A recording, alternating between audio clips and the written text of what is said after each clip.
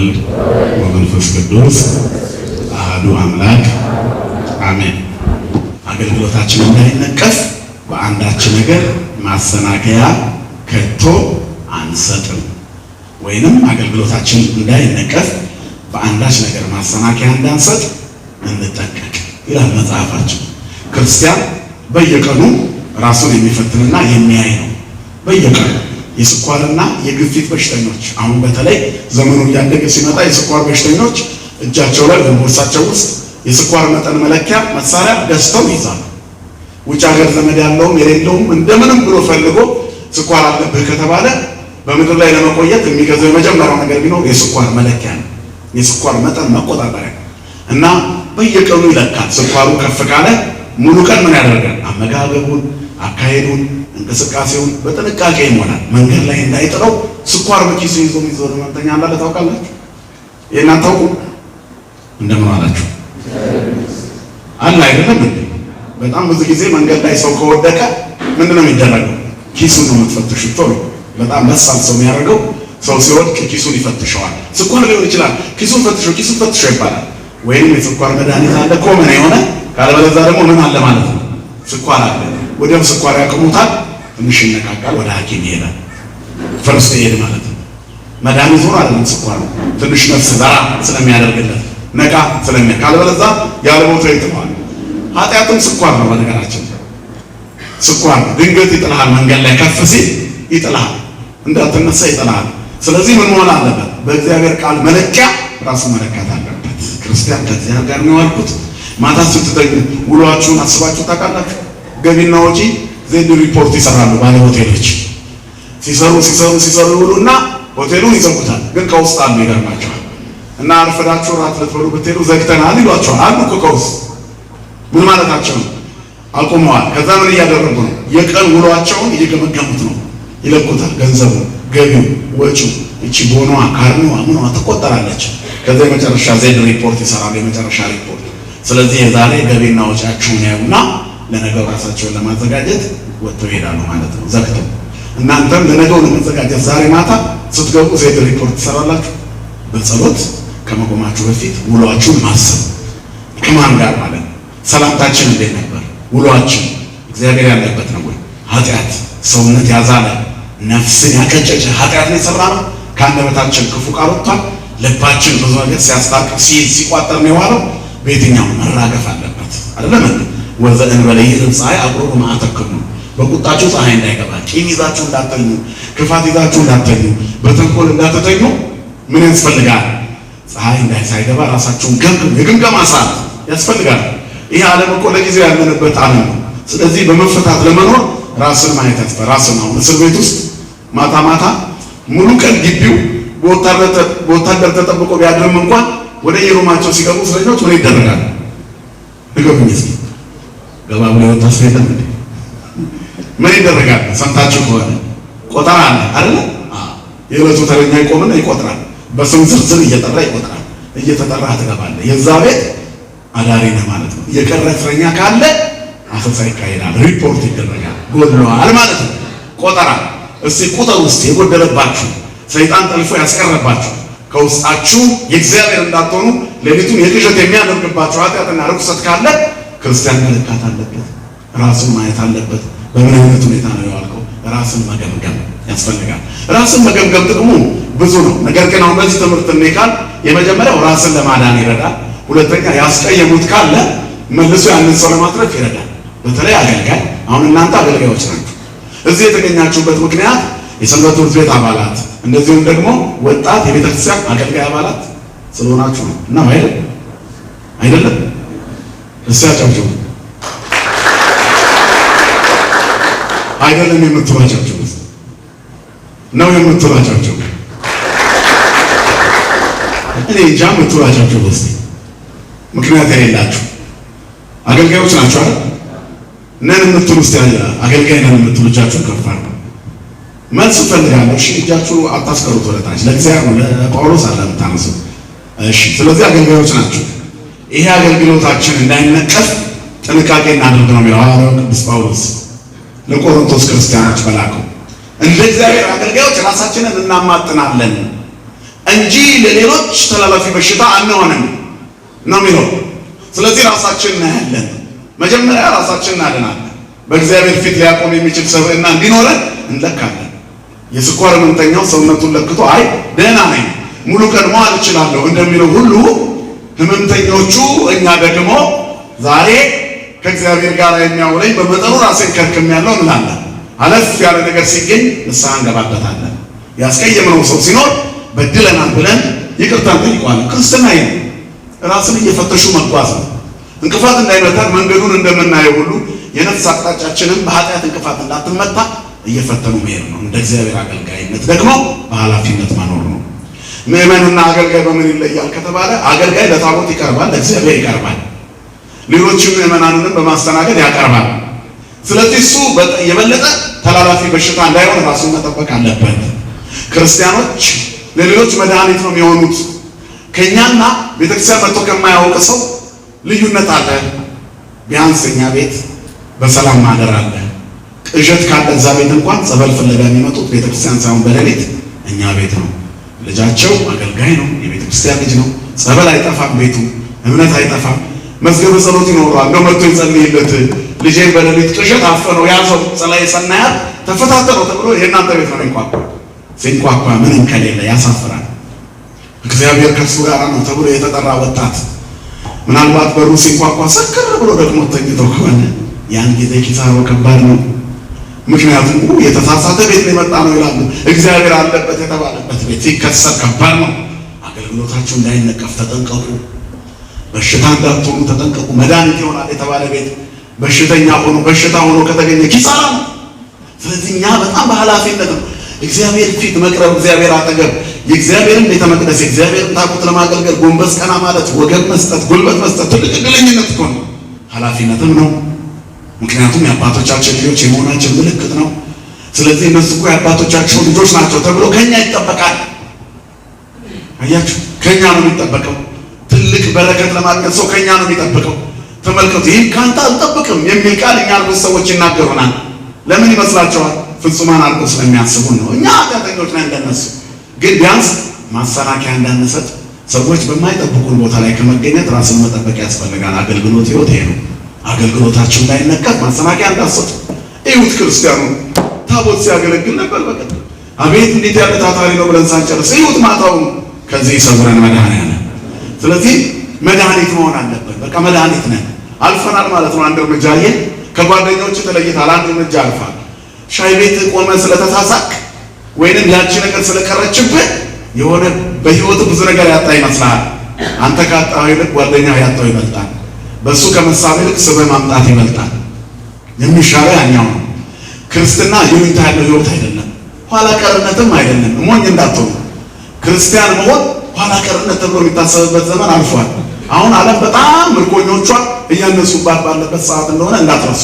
በተለይ ኢትዮጵያ ውስጥ እንደ ሮበይ የመንገዱ ሲጋራ እያጨሰ የሚሄድ ሰው አይታችሁ ታውቃላችሁ? በተወሰነ ዘመን ውስጥ እኮ መንገዱ ሁሉ ጭስ ትንባሆ የሚሸተው። አሁን ሰላማዊ ጉዞ ነው የምንሄደው። እንደው ራሱን ከእግዚአብሔር ቤት ፍጹም ጥረት ያወጣና ዓለማዊ የሆነ ሰው ካልሆነ በስተቀር እንደዚህ ሲጋራ ይዞ እኔ ረጅም ጊዜ ሆነኛል ማየት ከስንት አንድ ሰው ነው የሚታየው። ፐብሊክ ቦታዎች ላይ እንኳን ሲጋራ እጁ ላይ የያዘ ሰው የለም። ካለ ከሰዎች መካከል አይታየም። ምክንያቱም ሁሉም ሰው ባዶ ስለሆነ ማጨስ ያፍራል። ኃጢአት የሚያሳፍር ወይም ወደ ኃጢአት የሚመራ ነገር የሚያሳፍር መልካምነት በወጣቱ ታይቷል። ማን ይመስገን? ክብርና ምስጋና ለአምላካችን ይሁን። አንድ እርምጃ ነው። ተመልከቱ፣ አንድ እርምጃ ነው። በተራራ ላይ የተሰራች ቤት ልትደበቅ አይቻላትም። ክርስቲያንም እንደዚሁ ነው። አገልጋይ ይታያል ከፍ ብሎ ከሰው ሁሉ መሃል ታቦቱን አጅበው ከሚሄዱ ምዕመናን ጋር የሰንበት ትምህርት ቤት ልብስ ለብሰን የምንታየው እኛ ነን። ከበሮ ተሻልተን መምጣታችንን ይታየን አይደለም። ከበሮውን ስንመታ ከናመታታችን የህዝቡን ቀልብ ስበናል። አውልቀን ማታ ሌላ ቦታ ከተገኘን ያኔም ቀልብ እንስባለን። ለካ ይቻላል እንዴ! እንደነሱ ከመሆን እንደኛ መሆን ይሻላል ብሎ የሚኖርበትን አዘቅት የሚያሞካሽ ሰው ሞቷል። የገባበትን የጨቀየ ህይወት ከነሱ ይሻላል። እኔ ድራማ አልሰራም፣ እኔ ማታ መጠጥ ቤት ጭፈራ ቤት አልታይም። ምክንያቱም እኔ በቃ አንድ ፊቱን እዚሁ ነው ያለሁት። እንደገና ቤተክርስቲያን ታይቼ ሳልቀይረው ልብሱን እዚህ አልገኝም። አንዴ ከሄድኩ አልመለስም። እዛም እዚህም አልሆንም እንደነከለ ከመሆንስ አለመሄድ ይሻላል ብሎ ጫቱንና ሲጋራውን ኃጢአቱንና ርኩሰቱን ዝሙቱንና ክፋቱን ያነጻጽረዋል። በእርግጥ በእግዚአብሔር ቤት ከሆነ በበሰለ ሰው እይታ ከሆነ አንዳንዴ ወጣ ገባ የሚለው ይሻላል፣ መጨረሻ ላይ ገብቶ ይቀራል፣ እግዚአብሔር ስቦ ያሸንፋል ተብሎ ይታመናል። የሰውየው ቆራጥነት እስኪመጣ በቃል እግዚአብሔር ይከረከማል ይባላል። ይህም አማራጭ የሚመጣው ከሰው ድክመት የተነሳ ሀሳብ እንጂ ቃል እግዚአብሔራዊ ምሪት አይደለም። ነገር ግን በእንደዚህ አይነት መንገድ ውስጥ ብዙዎቻችን ለእግዚአብሔር በተመቻቸ ስፍራ ላይ መቆም ካቃተን፣ ደስ በማይል መንገድ ውስጥ የምንጓዝ ከሆነ፣ ህይወታችን የተበላሸ ነፍሳችን የረከሰች ከሆነች ጠዋት ጠዋት ጻድቅ ማታ ማታ ኃጢአተኛ፣ ጠዋት ጠዋት እግዚአብሔር ቤት ማታ ጠንቋይ ቤት ጭፈራ ቤት የምንታይ ከሆነ ተላላፊ በሽታዎች ሆነ። ክርስቶስ ምን አገባው የራሱን ኑሮ አይኖርም እኔ ለምን ያያል እንዳትሉ፣ በተራራ ላይ የተሰራች ቤት ልትደበቅ ይቻላታል? አይቻላትም። ተራራ ቤተክርስቲያን ናት። ደብር ማለት ተራራ ማለት ነው። በተቀደሰው ስፍራ ላይ ከታየን በኋላ ጉድጓድ ውስጥ ስንታይ ምን ነው ጠዋት ያየው ተራራ ላይ ከመቼ ወረደ ከመባል እግዚአብሔር ሁላችንን የሚሰውረን። ስለዚህ አገልግሎታችን በጥብዓት በድፍረት ብቻ መሆን አለበት። በጥብዓት ብቻ ግን መሆን የለበትም። በማስተዋልም በትህትና በመፍራትም እግዚአብሔር መሆን አለበት። ለመቁረጥ ቆራጥነት አስፈላጊ ነው። በድፍረት መጠጋት ጥሩ ነው። ማንን አያስፈልገኝም ከማለት መተው እችላለሁ ብሎ በድፍረት ወደ እግዚአብሔር ቤት መምጣት ይቻላል። ኃጢአቱን መተው እችላለሁ፣ ዝሙትን፣ ርኩሰቱን መተው እችላለሁ፣ ኑፋቄውን፣ ምቀኝነቱን መተው እችላለሁ። ይሄ ግንፍል ስሜታዊነቴን መግራት እችላለሁ፣ ራሴን መግዛት እችላለሁ። እግዚአብሔር ደግሞ ያግዘኛል። ተንተንኩ ለወዲቅ እስመ እግዚአብሔር አንሳአኒ ለመውደቅ ተፍገመገምኩ እግዚአብሔር ግን አነሳኝ አገዘኝ ይላል። ከኛ የሚጠበቀው መፍገምገም ነው። ማን ያነሳናል? እንደምን አላችሁ? ማን ያነሳናል? እግዚአብሔር ያነሳናል። ስለዚህ በቃ ከመጣ አትመለስ ወንድሜ፣ ከመጣሽ አትመለሽ። ምንም የምታገኘው ነገር የለም። ኃጢአት ለጊዜው ነው የሚጣፍጠው፣ በኋላ ግን ያከሳል። እንግዲህ ታውቁታላችሁ፣ የምትኖሩበት ሀገር ምርቱ አለ። ጫት ሲጀመር የመጀመሪያ ቃሚ በስኳር ነው የሚጀምረው አይደለም? በጨው ይጀምራል አለ እንዴ? ንገሩኝ። አብኖርማል ካልሆነ በጨው የሚቀምም ነው ከናካት። ስለዚህ መጀመሪያ ባዶውን አይቀምም፣ ይመራል አይደል? ስትገባ እንደዚህ ነው። ወደ ሰይጣን ቤት ሲከትብህ መጀመሪያ በስኳር ነው። ቀንበጧን ቶሎ ቡም ተረጓል መጀመሪያ። ከዛ በስኳር ይገባል። 2 ቀን 3 ቀን ስኳር የጠፋ ቀን ትንሽ ጠብ እያደረክ በኦቾሎኒ በምንም ትሞክረዋለህ። ከዛም በኋላ ገራባው እንጨቷ አይቀርህም፣ ትቶ ይሄዳል። ከዛ ሰይጣን ሙሉ ለሙሉ አስገብቶ አስመዝግቦ በደንብ ከተከተብክና ፉል ሜምበርሺፕነት ካረጋገጥክ በኋላ የእውቅና ካርድ ይሰጥና አንተን ትቶ ስኳር ይዞ ወደ ሌላ ሄደ። ከዛ አንተ ገራባና እንጨት መካከል ትገኛለህ። የጠፋ ቀን አንተን ትጠፋለህ። ለቃቃሚ ነው የሚያደርገው። እግዚአብሔር ከዚህ ይሰውረን። ዓለም እስከ መጨረሻ ሞግሳ የወሰደችው ሰው የለም። አክብራ ከፍ አድርጋ የወሰደችው ሰው የለም። ሁሉም ነገር እንደዚህ ነው የሚጀምረው። በትንሽ ይጀምራል፣ ፍጻሜ መውጣት ያቅታል። ጊዜያችንን በከንቱ ነው የምንጨርሰው። ቀበሮ በጣም ያማረ የወይን ዘለላ ያለበት የተዋበ ፍራፍሬ ጣፋጭ ያለበት ቦታ ለመግባት ግንቡን አጥሮ ዞረ ተንጠልጥሎ ሲያይ በጣም ደስ አለው።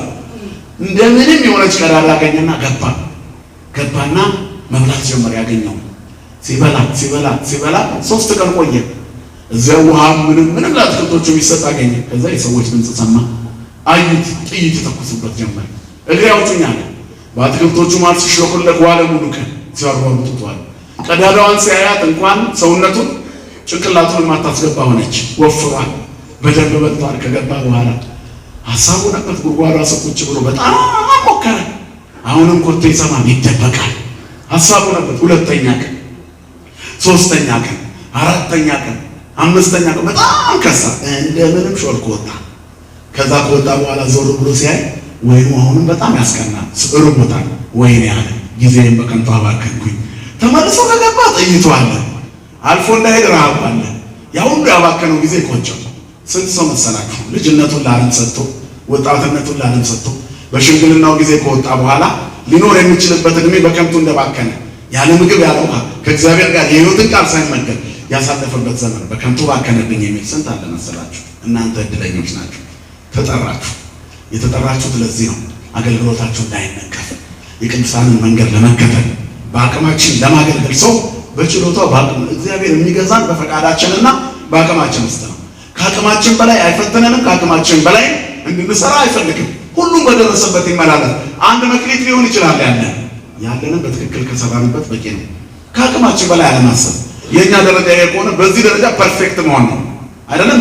አንድ ልብስ ሰፊ ምናልባት ሙሉ ሱፍ ይሰራ ይሆናል። ከዛ ልጁን ሲያለማመደው ገና መዘምዘም ጫፉን መቀምቀም ሊያለማመደው ይችላል። ወይንም በመርፌ በደንብ አድርጎ መስራት ያሳየዋል። ከዛም በኋላ ወደ ማሽኑ የሚሄደው እዚህኛው ላይ ፐርፌክት ከሆነ በኋላ ቀስ እያለ ምን ያደርገዋል? ልብስ ሰፊ ይሆናል። ሙሉ ሱፍ ቀዶ አንዳንዴ ሳይለካ ቆረጥ አድርጎ የሰውየውን ልክ አይቶ እንደዚህ ይሄ በቃ ብሎ በግምት የሰው ልክ ማወቅ መጀመር ይጀምራል። እየበሰለ ሲሄድ አያችሁ። መጀመሪያ ግን መርፌና ክር ማገናኘት እንኳን ቀለሩ የሚጠፋበት ልጅ የነበረ ሰው ነው። ግን በሂደት ምን ይሆናል? ሙሉ የክት ልብስ ሰጥቶ የሚሰጥ ይሆናል። የእኛም ሕይወት እንደዚህ ነው። ራሳችሁ እንደ ጀማሪ አስቡ። ግን ከምዕመን ከፍ ብላችኋል። ምክንያቱም የእግዚአብሔርን ታቦት ከፊት እየቀደማችሁ እንድታገለግሉ በዝማሬ በልዩ አገልግሎቶች እንድትሰጡ ተጠርታችኋል። እንዳትመለሱ ወደኋላ። በቃ ቆሻሻን እግዚአብሔር ሊያራግፍልህ ፈልጓል። አሸንክታብን ሊያነሳልህ ፈልጓል።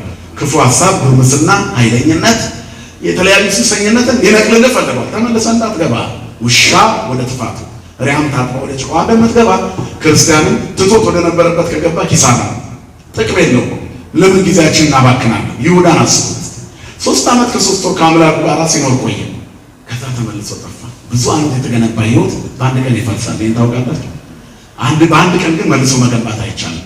ከዚህ በኋላ ወደ መገንባት ወደ ማስተካከል፣ ሰውነቱን ወደ መስራት፣ ለእግዚአብሔር ወደ መለየት ይሄ ራስን ማነጽ ነው። አያችሁ፣ በአገልግሎት ውስጥ ሰው መጀመሪያ ራሱን ያስተካክላል ሲጠቀም። በሁለተኛው ውስጥ ሌሎችን ማዳን ይጀምራል፣ ለሌላው ይተርፋል።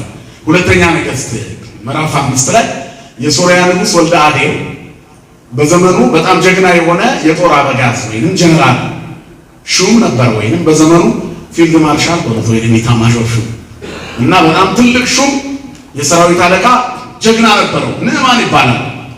ግን ለምጻም ነበረ። ከፍ አደረገው። ከለምጹ ጀግንነቱ ስለታየው ንጉሱ ከፍ አድርጎት ነበረ። ከዚያ በኋላ በጣም በሚገርም ሁኔታ ድንበር አካባቢ ሶሪያና እስራኤል ማለት ኢትዮጵያና ኬንያ ወይንም ኢትዮጵያና ሶማሊያ ይወጡ አደጋ ጣዮች ሁሉ ጊዜ ይመጡና ድንበር ተሻግረው ዘርፎ ይመለሳሉ። ከእስራኤልም አደጋ ጣዮች ይመጣሉ ወደ ሶሪያ። የድንበር ሰዎች አማጽያን እርስ በራሳቸው ይጣሉ ማለት ነው። አጋጣሚ እስራኤላውያን ገባ ሲሉ የሶሪያ ወታደሮች ከበብ አድርገው ማርከዋል። ከተማረኩት መካከል አንዲት ብላቴና ነበረች፣ ወጣት ናት። ከእስራኤል ልጆች ተማረከች። ከዚያም በኋላ አመጡና ለጀነራሉ ሰጡት፣ ለንዕማን። ንዕማን ወስዶ ቤቱ እንድታገለግል ለሚስቱ ሰጣት። እመቤቴ እያለች ሳትፈልግ በሰው ሀገር አሽከሮና መኖር ጀመረች።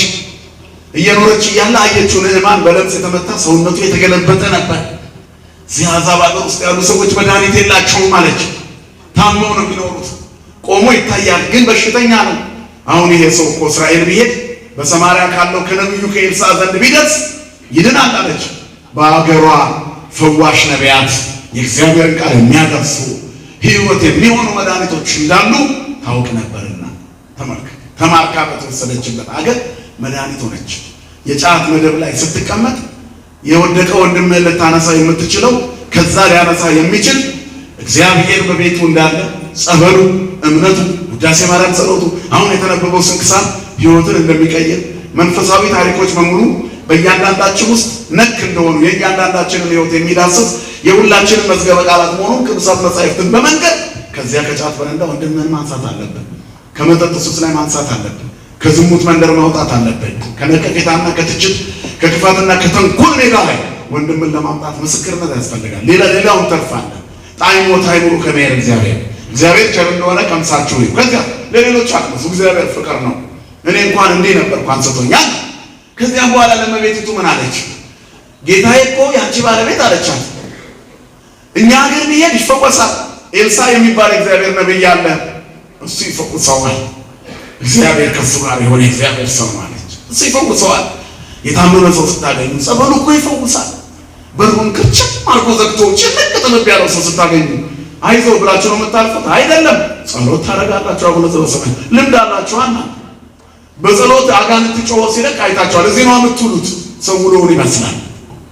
እግዚአብሔር ቤት መዋል ራስን ከማዳን አልፎ ለሌላው ያተርፋል። እግዚአብሔር ሁላችንም እንድናተርፍ ይርዳል። ዳዊት ይሄንን ያለ ተፈሳይኩ እስራኤል ቤሉኒ ቤተ እግዚአብሔር ናሁ አለ። እግዚአብሔር ቤት እንሂድ ሲሉ ደስ አለኝ አለ። እኔና እናንተን ሆኖ ነው የዘመረው። በነገራችን ላይ እሱማ ከእግዚአብሔር ጋር ያደገ ሰው፣ በእግዚአብሔር እጅ ያደገ ሰው፣ የእግዚአብሔር እጅ ኃይልን ታደርጋለች ብሎ የሚያምን ነው። እንደ አንድ ሰው ግን ድንገት እንደመጣ ሰው እግዚአብሔርን ካየ በኋላ እንደተለወጠ ሰው እንሂድ ሲሉ ደስ አለኝ። የመጀመሪያ ቀን ጓደኛ ደስ ላይለው ይችላል። በሚያየው ነገር ግን መንፈስ ቅዱስ ይማርከዋል። ስትመጣ እየጸለይክለት እኮ ነው የምትመጣው አይደለም? በእያንዳንዱ ጉዞ ውስጥ ለእግዚአብሔር በመገዛት ነው። ሁለት ሰዎች ከገዳም ወደ ከተማ ተልከው ይሄዳሉ። ከተማ ከደረሱ በኋላ አንዳንድ ነገሮችን ገዝተው ሊመጡ ሲሉ አንደኛው እዛው ከተማ ውስጥ በኃጢአት ወድቋል። በል ወንድሜ አንተ ሂድ አለ። ለምን? እኔ በኃጢአት ወደቅኩ፣ የከተማው የወጣ ፈጠኝ፣ ድንገት ተሰብሬያለሁ። ስለዚህ አለ እኔ አብሬ ከመጣሁኝ እዛ ረክሼ እዛ ገዳም ውስጥ አልገባም ሲል አልነገርኩህም እንጂ አለው። ይሄኛው እኮ እኔም እኮ እንዳንተ ነኝ። ወንድምህን ስታየው አፍንጫህን ትይዛለህ፣ ከእሱ የተሻልክ ይሰማሃል። ከዚህ ትዕቢት እግዚአብሔር ይሰውረን ሁላችንን። እህትሽን ስታያት አሁን አልመጣችም፣ ከእሷ የተሻልሽ ሆነሽ ታስቢያለሽ። እሷን አንቺን እዚህ ቁጭ ብለሽ እግዚአብሔርን ሳሰሚው እዛ ባለችበት እሱ ሊጎበኛት ይችላል። ይህን ታውቃላችሁ። ቤተ መቅደሱ ጋር ሰዎች እያሉ ተሻግሮ ዳር ላይ ያለውን ለምጻ ምናብሮ እኮ ይፈውሰዋል። እጁ የሰጠች ሰው ዳር ነበር ማገባ ብሎ ነው የፈወሰው። አያችሁ፣ እግዚአብሔር ቤት ብዙ ፈሪሳውያን ነበሩ። ነገር ግን በቤተ ሳይዳ የወደቀውን ሰው ሄዶ ያነሳው። ስሙ የተመሰገነ ይሁን። ትህትና ትልቅ ነገር ነው። ስለዚህ ምን አለ ሰውየው? አይዞህ እኔም እንዳንተ ወድቄአለሁ አለ። ውሸቱን ነው። ሱባኤ እንግባ አለ። አያችሁ፣ ሱባኤ ገቡና መጸለይ ጀመሩ። ከዛም በኋላ የእግዚአብሔር መንፈስ ተገለጠና እግዚአብሔር ምን አለ? ምሬሃለሁ አለ ለኃጢአተኛው ሰው። ስላንተ ሳይሆን በወንድምህ ጸሎት ምክንያት በወንድምህ ጸሎት አገኘሃለሁ። የዘጋው ያ ሰው ኃጢአት ሰርቶ አይደለም፣ ይሄኛው ሰራው ሲለው በቃ ትቶት መሄድ አልፈለገም። አንስቶ ሊያድነው ይሄን አደረገ። ለሌሎች መትረፍ ነው ክርስትና። አያችሁ፣ ሱባኤ መግባት ካስፈለገን ወንድማችን እንዲድን እንገባለን። ይህን ያክል ዋጋ ተከፍሎ እግዚአብሔር መልስ እንደሚሰጠን እናምናለን። እዚህ ድረስ ነው ጽናት የሚያስፈልገው። አገልግሎቱ በዓመት አንድ ቀን ብቻ ጥምቀት ሲደርስ ወይ ንግስ ሲሆን መሯሯጡ አይደለም። እሱ ትሩፋት ነው። ዋናው የኛ መመለስ ነው። ሸታው እኛ ውስጥ መኖር አለበት። መዓዛው እኛ ውስጥ መኖር። ከዛ በኋላ ነው እግዚአብሔር በእኛ ህይወት የሚሰራው። ከዛ ውጭ ኪሳራ ነው።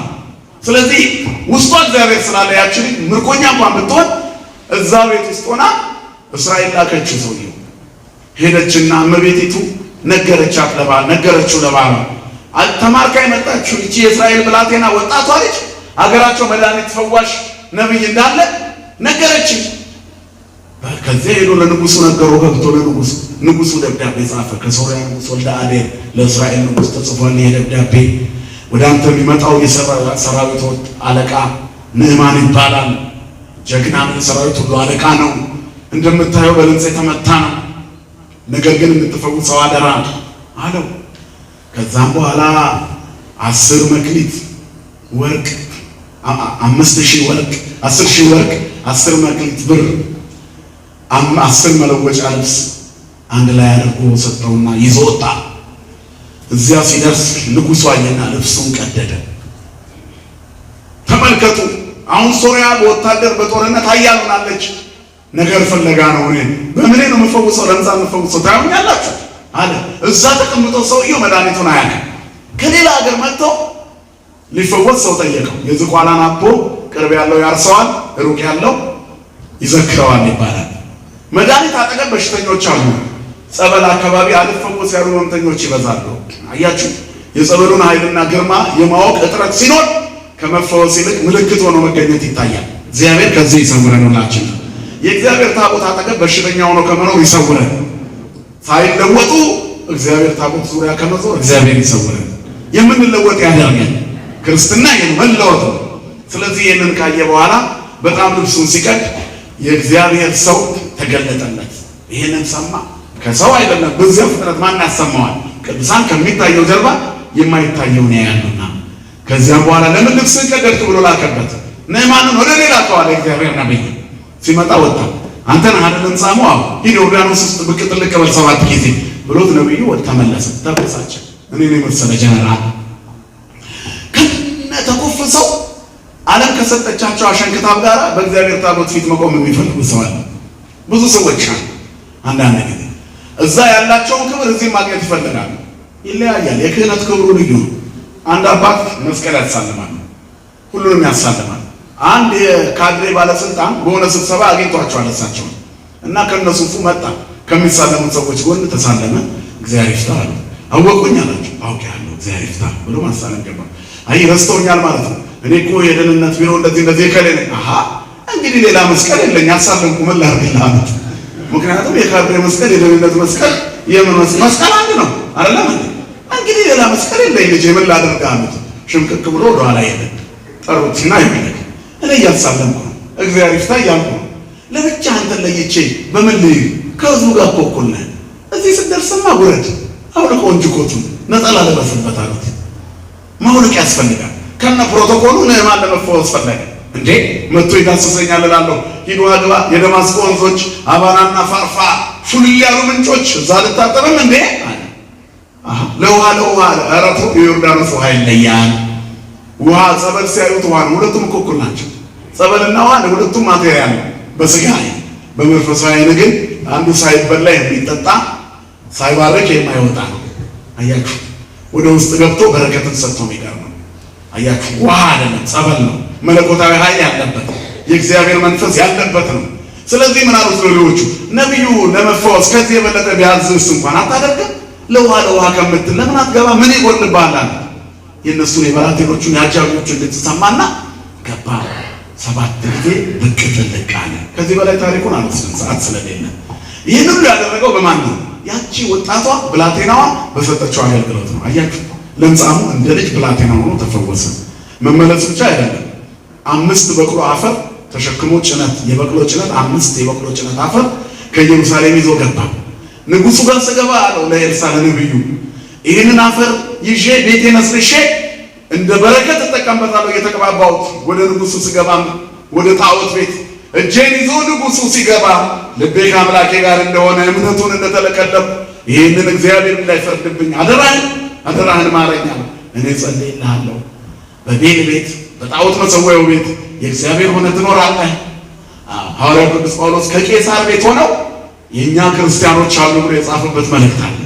አያችሁ እኛ እዚህ ተቀምጠን ምናልባት እዚህ አሕዛብ ቤት ውስጥ የተጠመቁ የተሻሉ እግዚአብሔርን የሚያስቡ በስውር ድብቅ ሰራዊቶች እግዚአብሔር አሉት። እግዚአብሔር ብዙ ድብቅ ሰራዊቶች አሉት። እኛ የማናያቸው እሱም ያያቸው። እኛ እዚህ ተቀምጠን አንዳንዴ ተላላፊ ህመሞች እንሆናለን። ሌላ ቤት ግን ሆኖ መድኃኒት አለ። አሕዛብ ቤት ውስጥ ሆና ለነብዩ ለኤልሳ ታላቅነት ምስክርነት ሰጠች። በእምነት እንዲያምን አደረገ። ይሄ ብዙ ታሪኮች አሉ። የቅዱሳንን አማላጅነት ከሚታየው ጀርባ የማየት ኃይል የፈውስ ግርማና ጉልበታቸውን ያሳያል። ጸበልና እምነት የሚሰጡትን ፈውስ ደግሞ እዛ ላይ ታገኛላችሁ። ትልቅ ማስረጃ ስለ ጸበልና ስለ እምነት እንኳን አይመስልም። ስለዚህ የተወደዳችሁ የእግዚአብሔር ልጆች የተጠራ ነው አገልግሎታችን እንዳይነቀፍ ድነን ሌሎችን ለማዳን ተነስተን ሌሎችን ለማንሳት ተለውጠን ሌሎችን ለመለወጥ ተባርከን ሌሎችን ለመባረክ ኃይል ሆነን ለሌሎች ደግሞ ኃይል አግኝተን ለሌሎች ኃይል መሆን መፍትሄ አግኝተን የኛ ቋጠሮ ተፈቶ የሌሎች ቋጠሮች መፍታት ነው። ልጇ የተፈወሰላት እናት የሌሎች ልጆች ሁሉ ጤነኞች እንዲሆኑ ትፈልጋለች። ልጇ በሽተኛ የሆነ እናት ደግሞ ጤነኛ ልጆች ስታይ ትቀናለች። ምን አግኝተው ነው እንደዚህ ጤነኛ ልጅ ያላቸው ትላለች። ታዲያ ሲፈወስላት ደግሞ ምን ነው እንደኔ ደግሞ ሌሎቹ በተጎበኙ ትላለች እኮ አይደለም። ኃጢአቱ የተሰረየችለት ሰው የሌሎችም እንዲሰራው ይፈልጋል። ንጽህናው እኮ ብፁዓን ለተሃደሉ ኃጢአቶም ወለ ያሰበው ሁሉ ገገም ኃጢአታቸው የተሻረችላቸው መተላለፋቸው የቀረችላቸው ሰዎች ብፁዓን ናቸው ይላል። ለምን? እነሱ ቀንቀኑን የሚያስቡ ናቸው። ቀናውን የሚያዩ ናቸው። ስለዚህ ቀናውን ለማየት እዚህ ቤት መዋል ያስፈልጋል። በአገልግሎት ውስጥ ራስን መጠበቅ ያስፈልጋል። የአገልጋይነት ስሜት ያስፈልጋል። በቅርቡ ወደ ገዳም እየተመላለሰ አንዳንድ ዕቃዎችን እየወሰደ እዛ ላሉ አባቶች የሚሰጥ ልጅ ነበር። ለስራዎች የሚያገለግላቸውን ነገር ይወስድላቸዋል። መርፌ፣ የተለያዩ ነገሮች፣ ለቆብ የሚሆኑ ጨርቆች፣ የተገዙ ቆቦች፣ እንደዚሁም አዲስ ሲባል አንዳንድ ነገሮች ያደርሳል። እና የሚመላለስበት ምክንያት ይሄ ሰው ወደዛ ወደ ገዳም የሚመላለሰው የሬሳ መኪና ሹፌር ስለሆነ ነው። ሰው ሲሞት በቀብር ይሄዳል። ነገር ግን በዛው ሲሆን የሆነ ነገር ላምጣላችሁ፣ ይሄንን አምጣ ስትመጣ ነገር አተር ምናምን ይዘና እስቲ አንዳንድ ነገሮች ዝክር ይኖራል የሚሉ ማዊዎችን ያያል። ገዝቶ ይዞላቸው ይሄዳል። አላ እንደው እንዲህ አይነት ነገር ያስፈልጋል ሲሉት ገንዘብ ተቀብሏቸው ይገዛል። ኋላ ደግሞ ቀስ እያለ ይገዛላቸው ጀመር። እዛ አካባቢ ሰዎች ያዩት ጀመር እና ቀብር በሌለን ቀን ብቻውን ሄዶ ሰንበትን እዛ ውሎ አድሮ ይመለሳል። ከብዙ አባቶች ጋር ተለማመደ። አሁን ጓደኞቹ መጠጥ ቤት ሲቀመጡ መቀመጥ አስጠላው፣ ቀፈፈው። እኔ መሄድ ተውኩኝ አለ። ለምን ሲል እንዴ ገዳም ያየኝ ሰው እንደ መንፈሳዊ ሰው ቢቆጥረኝና እዚህ ደግሞ ሲያይ ቢታዘበኝ ሳለ እኔ መንፈሳዊ አይደለሁም ማውቃለሁ፣ ህይወቴ ይሄ ነው። ግን እዛ ጋር ደግሞ እዚህ ጋር ሰውነቴን ኮሰኮሰን ጀመራል። አያችሁ ውሎ ምን ያህል እንደሚቀየር፣ አያችሁ ምን ያህል እንደሚለውጥ። እስቲ ብዙ ጊዜ ዝም ብላችሁ ሲያገልግሉ ከዛ የሚሰማችሁን ስሜት ታዩታላችሁ። ለየት ትላላችሁ። ለምን እዛ ጋር እገኛለሁ? ድንገት ብታይስ ተላላፊ በሽታ ሆናለሁ። ስለዚህ ከቦታው በመጥፋቴ ለወንድሞቼ መድኃኒት ሆናለሁ። ምን ነው ጠፋ ሲሉ እዛ እየዋልኩኝ እንዲህ እያገኘሁ እኮ ይገርማቸዋል። ኑ እስኪ እንሂድ እያሉ ሌሎችን መለወጥ ይችላለሁ። እኛ እናንተም እንደዚህ ብታደርጉ እግዚአብሔር ይርዳችሁ። ክርስቲያን ለሌሎች መድኃኒት ነው። መዳኑ እናንተ መጀመሪያ ተለወጡ፣ ቆረቡ እንጂ የምታገለግሉት ታቦት የሚሰዋበትን መስዋዕት ብሉት። መስዋዕቱን ሳትበሉ ምን ጥቅም አለው ብታገለግሉ? ልጆቻችሁን እያቆረቡ የሚመለሱ ከምግቡ አጠገብ ደርሰው ጨጓራቸው እየተፋጨ ብላኝ የሚል ጣፋጩ ምግብ ፊት ለፊታቸው እያዩት ፈርተው ሳይበሉ የሚመለሱ ወላጆች አይታችኋል? ልጆቻቸውን ያቆርባሉ፣ እነሱ አይቆርቡም። ልጆቻቸውን እንደሚያድን ስጋው ደም ያውቃሉ፣ እነሱ ግን ለመዳን ገና ቀጠሮ ሰጥተዋል። እያዩት ዓለም ይወስዳቸዋል። እናንተም እንደዚህ እንዳትሆኑ። ታቦቱ ወጥቶ የሚሰግደው ምዕመን አብዛኛው ሰው ቆርቧል። እናንተ ግን ከዛ ምዕመን ይልቅ ወደ ታቦቱ ቀርባችኋል፣ ግን አልቆረባችሁ። ቀርቦ አለመቁረብ ከምግብ አጠገብ ሆኖ በሽታ ብቻ እንደመኖር ያለ ከባድ ረሃብ የለም። ተጠጉ፣ እግዚአብሔርን ቅመሱ። ከዛ ህይወት ከስጋው ደግሞ በፊትና ከስጋው ደግሞ በኋላ ምን አይነት እንደሆነ ይሁት። የትዳር ህይወታችሁ በስጋው ደግሞ ይሁን። ታቦት ስታገለግል ቆይተ በዳንኪራ እንዳታገባ ተጠንቀቅ። ታቦት ስታገለግል ቆይተ ያልሆነ ቦታ ላይ አትታይ፣ ተጠንቀቅ። ለሌላ ሰው ፈውስ የተገኘችበት ቦታ ላይ እንኳን ለቤቱ መድኃኒት ሆነች። ከዛ በኋላ እኮ የኢየሩሳሌም እምነት አገሯ መጣላት፣ አከፍክፋ ትኖረዋለች። እኛም እንደዚህ እንድንሆን እግዚአብሔር ይርዳን። አገልግሎታችን እንዳይነቀፍ በአንዳች ነገር ማሰናከያ ከቶ አንሰጥ። የምንሞት ስንመስል ሕያዋን ነን። ድሆች ስንሆን ብዙዎችን ባለጠጎች እናደርጋለን። አንዳች የሌለን ስንሆን ሁሉ የኛ ነው። ፈውሱ የኛ ነው። ኃይሉ የኛ ነው። የትምህርት እውቀቱ የኛ ነው። መንፈሳዊ ጥበቡ የኛ ነው። ወጣትነቱ የኛ ነው። ስጋዊ ጉልበቱም የኛ ነው። መንፈሳዊ ጉልበቱም የኛ ነው። ማን ስላለ ከኛ ጋር ነው? እግዚአብሔር ከሁላችን ጋር አይደለም? በእውነት ለስጋው ደግሞ ክብር ያብቃል። የተለወጥን አገልጋዮች አድርገን የቆየ መስዋዕት